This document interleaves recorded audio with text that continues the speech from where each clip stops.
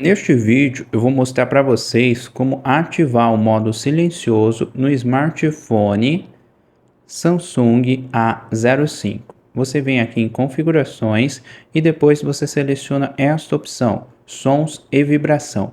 Ele está nessa opção som, você pode selecionar essa outra opção ou selecionar esta opção aqui, silenciar. E você também pode selecionar essa opção silêncio temporário. Aí aqui você pode escolher o tempo, 1 hora, 2 horas, 3 horas, ou se você quiser você pode personalizar. Eu ativei essa opção, se você quiser essa opção de silêncio temporário, você pode deixar desativado. É este vídeo que eu queria mostrar para vocês como você pode ativar essa opção de silenciar aqui nesse smartphone. Espero que esse vídeo tenha te ajudado. Não esqueça de deixar seu like e se você quiser comprar esse smartphone eu vou deixar o link na descrição do vídeo.